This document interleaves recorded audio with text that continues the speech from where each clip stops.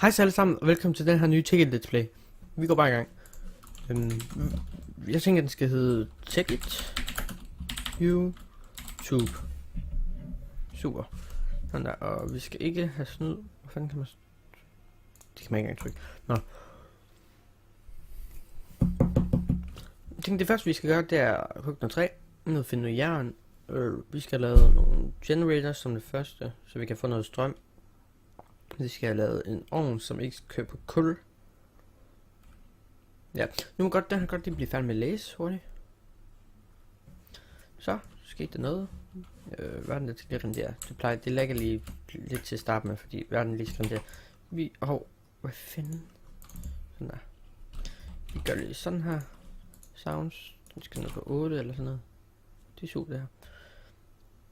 Sådan der. Så starter vi lige med at finde noget træ. Hvad skal vi have? Vi tapper lige dem, der er her, så behøver vi vist ikke flere.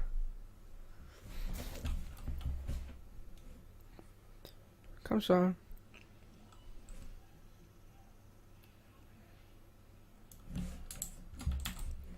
Nå, men Tekkit, det ved de fleste vil egentlig hvad er.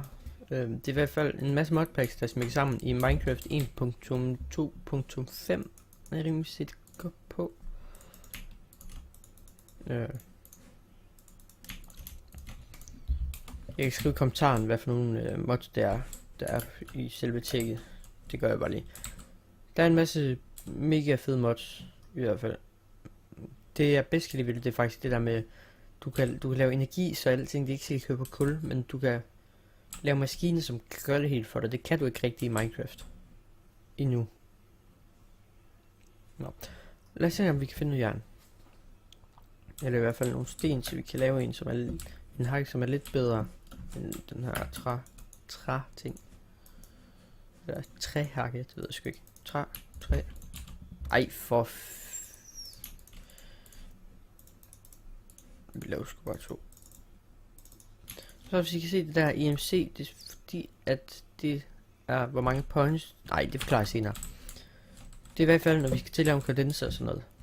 Jeg tænker, det skal vi i hvert fald. Der kan man i hvert fald lave en maskine, som selv producerer EMC. Og EMC, det er så de point, du skal have for at kunne lave. For eksempel, hvis nu jeg har 12, jeg har en EMC på 1. Så hvis jeg skulle lave en diamant ud af dem, så vil jeg så skulle have 73.728 stykker jord, så vil jeg kunne lave en. Det var et diamantblok. Hvis jeg skulle så lave bare en diamant, så skulle jeg bruge 8.192 dirt. Eller jord. Nå. Godt, så vi graver hernede af. Jeg sætter på, der kommer den. Der er i hvert fald noget gravel. Kan vi få noget flint ud af det måske? Det vil egentlig være super.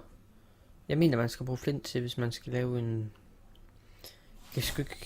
Det vil være noget tid siden, jeg har spillet Tekkit. Men det er i hvert fald... Det er mega fedt modpack. Noget kul. Lækkert.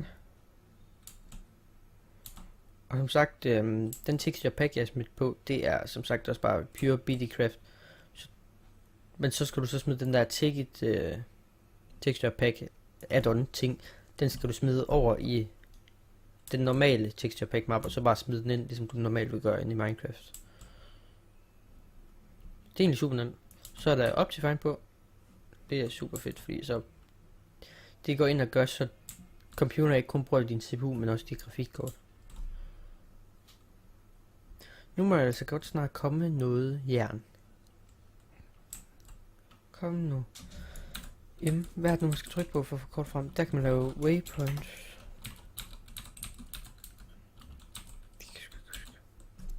Waypoint. Menu. Jeg ved sgu ikke... Der var der noget... Hvad hedder det? Nu skal jeg lige... Det er kopper over.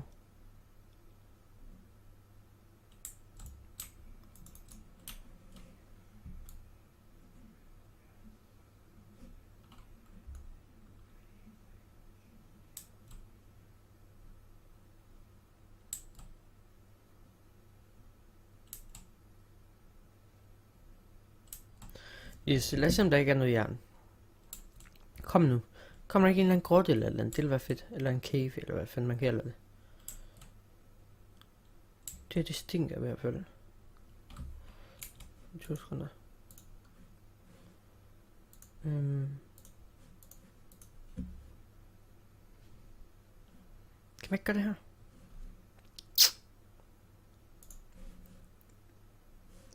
Der. Bold 5, sådan der. Det er jo sådan, jeg spiller bedst, jeg ved ikke, hvordan andre de gør, men sådan spiller jeg i hvert fald. Sorry.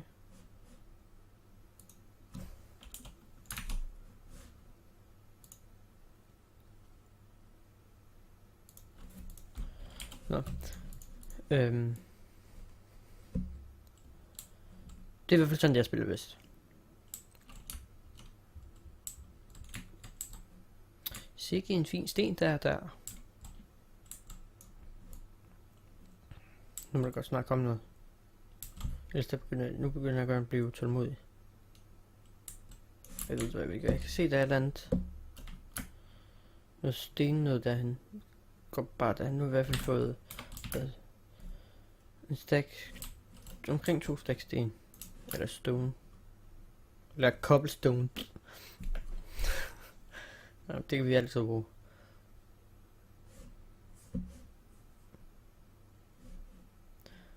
Kom så. Så er vi oppe, så skal vi tage nok lige den her.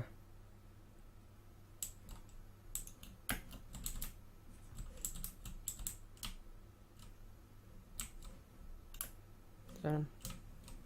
Eller er det bare bjerg, man kan se på den? Det håber jeg godt nok ikke. Det vil være lidt træls. Tror jeg da desværre det er. Hvis det er, så bliver jeg godt nok lige en smule skuffet. Det er den her. Er det bare sten? Satans.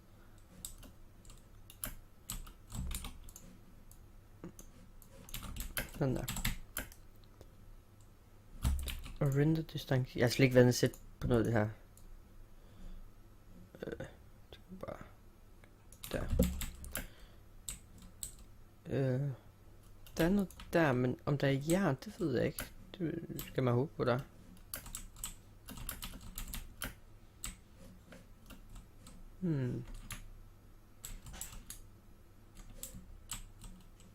Det er godt nok det begrænset. Ved du hvad, har jeg tænkt der til at starte med, der spiller jeg på Peaceful. Fordi... Det er bare fordi, den ryger på normal. Men til at starte med at spille jeg på Peaceful. Fordi jeg gider ikke det der med, at jeg dør hele tiden og sådan noget. Det er ikke sjovt at kigge på. Jeg kommer ind i bjerget her.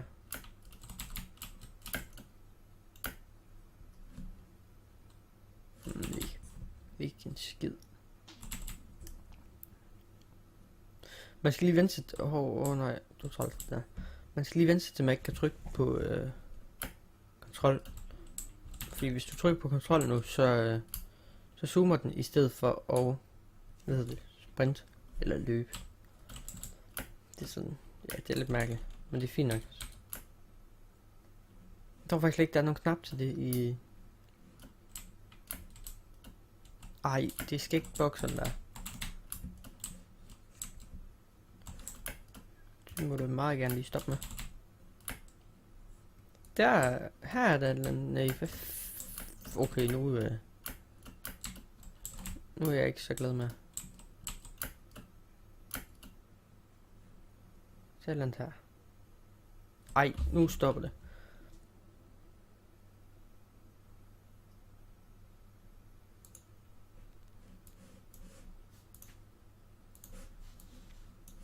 Så vi klipper lige her.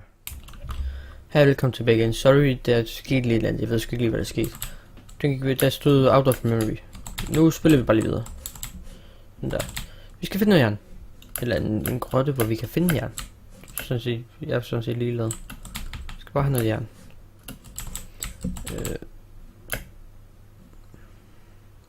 Den sugarcane.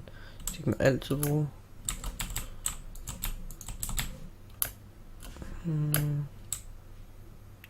Kan jeg ned til en cave, eller er det bare... Der er jern! hvert fald et stykke. Vi skal bruge noget mere end et stykke jern. Lad os nu bare lige starte med det her. Så kan vi få lavet en jern pickaxe i hvert fald. Jeg tror faktisk vi kan lave 2. Fedt. Det er lækkert. Kan vi ikke? Jo, sagtens. Så laver vi 2, og så skal vi... Ja, vi skal se, om vi kan finde en eller anden. Det skal lige trække vejret. Det allernemmeste, synes jeg, det er at finde en cave, som går ned i jorden, selvfølgelig. Der kan man også se lidt, hvad der er dernede. Men det er, hvad jeg synes er nemmest, i stedet for at man skal til at grave ned. Så her der kan man bare, hvis du er heldig, så lige finde et sted, du kan springe ned i noget vand eller et eller andet. Nå.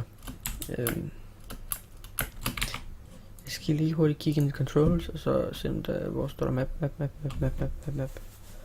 Mode. Buski, det må bare se så.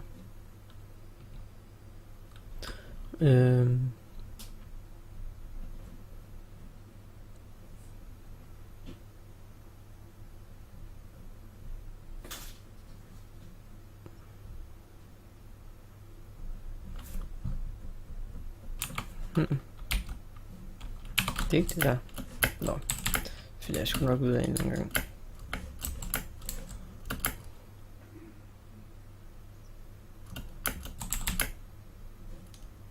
Det er lidt træls stykke bare at holde en knap nede, men altså. Det må jeg vel leve med.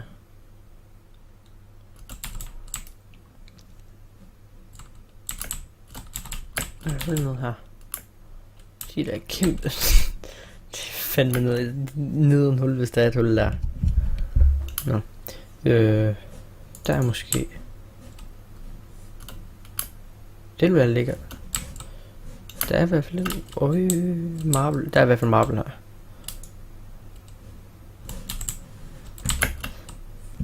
Men nu er det jo sådan, vi ikke bare skal bruge marble i. Lækkert. For fanden. Nå, vi skal nødt lige at bruge vores crafting box.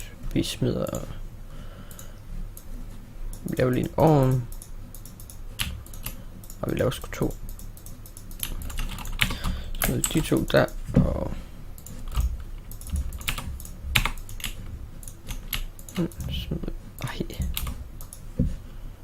sådan der. Så skal vi kigge, om der er noget specielt her. Der er nogle grønne og hvad fanden man bruger dem til. Kan man give de MC? Det kan jeg ikke huske. Så ikke det, jeg skulle være noget tid siden jeg har spillet.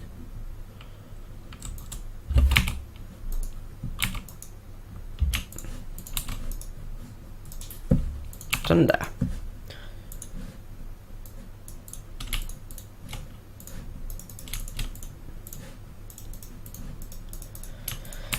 Sådan, lækker. Og vi skal lige have 2, ja.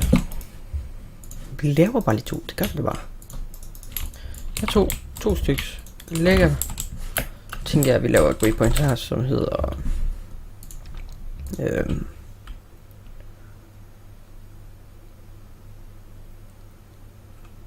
shit. Okay, måske lige.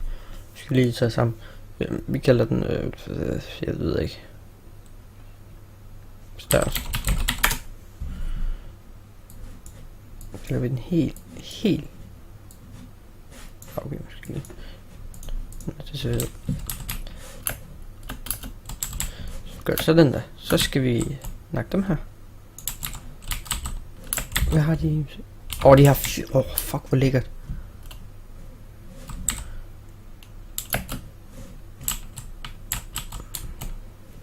Det er lidt ærgerligt, fordi man skal finde diamonds, før man kan lave en, hvad hedder det? Kondenser. Jeg hænger husk. Jeg tror, du skal bruge en diamond chest eller sådan noget. Lige prøv at tjekke. Kondenser. Ja. Nej, en chemical chest. Og så fidimanter. Den skal man bruge. Det kan ikke holde ud der. Ej, det kommer. Vi skal bare lige finde noget diamond. Så kører det. Jeg tænker, hvor mange diamond finder man nogle gange sammen. Ikke? Nogle gange der finder man der 10 stykker, så er vi sagtens. Det skal vi nok få opgøre. Stille tastaturet lidt væk sådan der. Lækkert. Der er noget jern. Ja, hold da kæft, et stykke. Jeg synes eddermame det er fedt. Eller fjæl. Der var det på en lyd.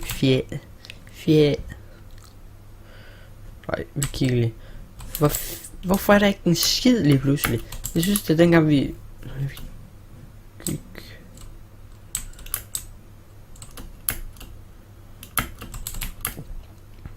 Vi kan også gå denne her vej. Der er noget grønt mere. Ej, hvor lækkert.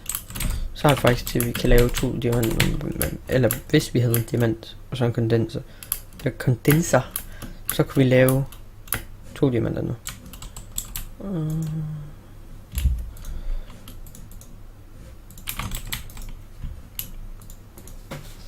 Godt nok begrænset, hvor vildt det er, synes jeg.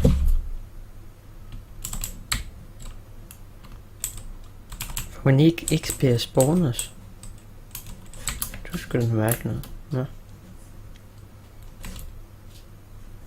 Lækkert jern. Masser af iron.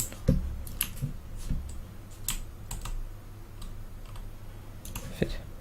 Nå.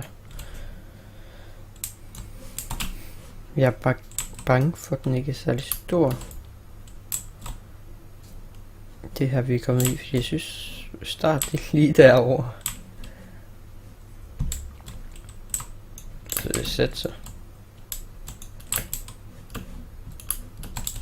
Ej, det er bare løgn. Så er det kun én ting at gøre. Vi sætter sig. Hvorfor fanden hugger jeg den? Sådan der.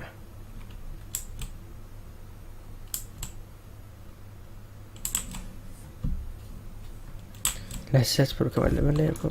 Du er stadig giftstræ.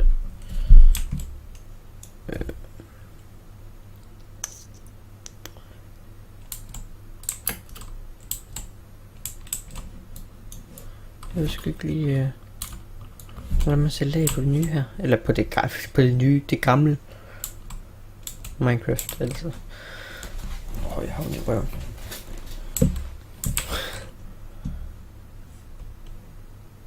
Nej, jeg er ikke bøst. No hate til bøsser, jeg kan godt lide. Jeg er ikke noget mod bøsser.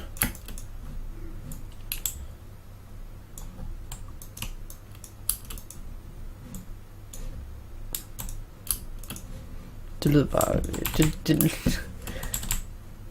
Det er fuck med løgn. Tin. Det er tin ikke. Fuck, hvad er jeg syg. Cover. Så. Ja. Det skal vi også bruge til at lave kabel med.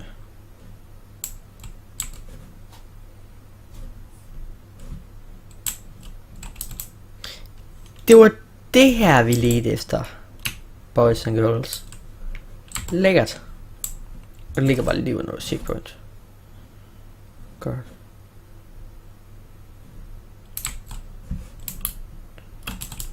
Det er langt til at opsætte den. Fedt. Så længe jeg hygger mig. Det gør jeg altid.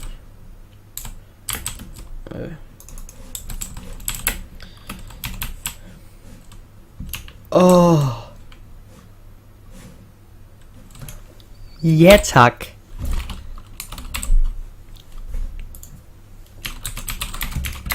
Okay, den skal være fucking rød, fordi det er bare shit.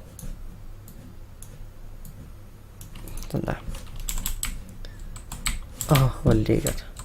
Så kan vi starte lige med det her. Ja. Ruby. Fedt.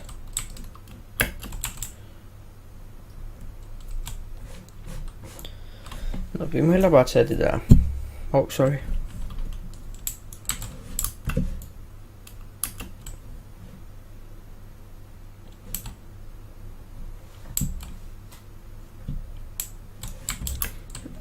Men det vigtigste, det er vel at starte med, det vil ligge bare lige.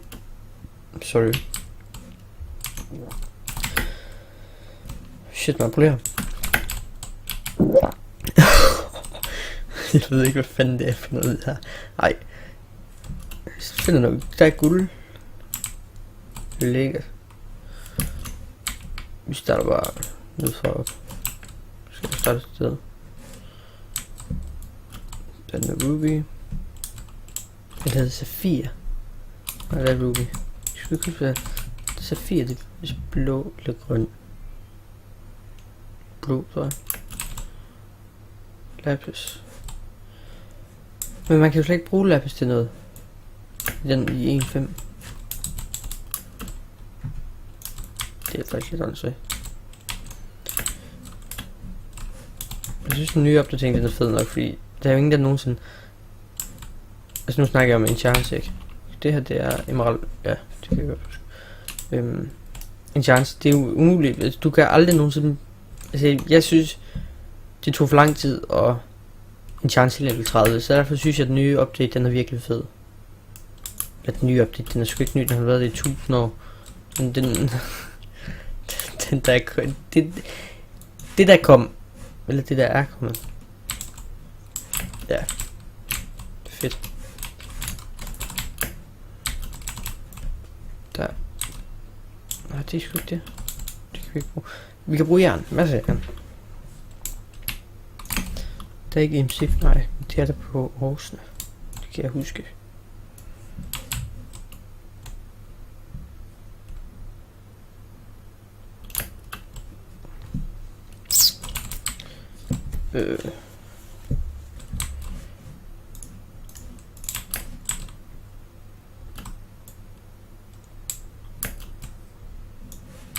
Fuck, hvor dejligt med ruby. Her er der så iron.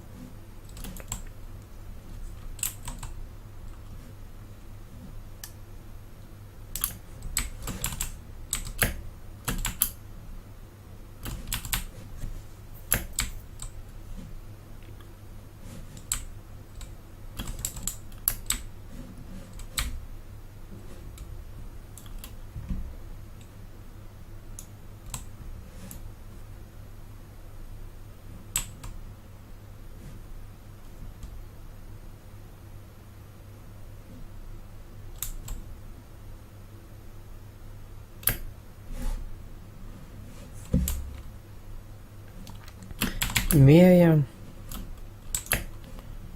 Fedt. Det der, det er altså til selv så slikket ud. Mappe. Og det gør det bare. Au, au. Det er bare mig selv, det er egentlig dumt. Der.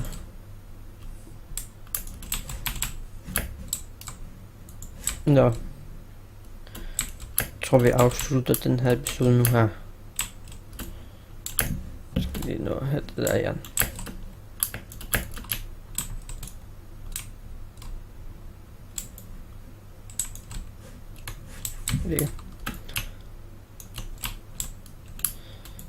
Så tænker jeg, at jeg får bare mindet videre. Fordi det er som sagt ikke så sjovt at kigge på mig for finder materiale og alt muligt.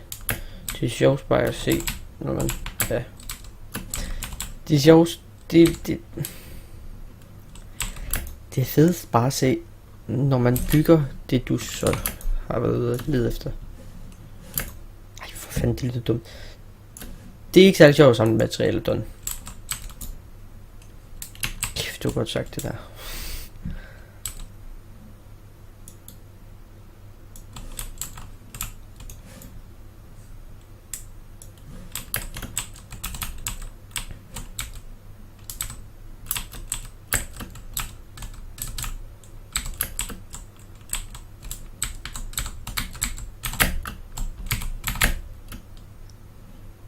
Au.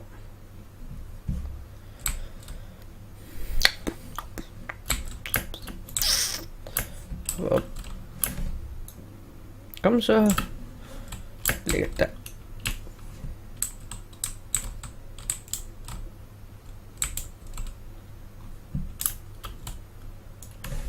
Nå. Vi stopper her. Jeg tænker, jeg får mind del videre. Ej, for fanden, det kan jo ikke styre det sådan her. Ej.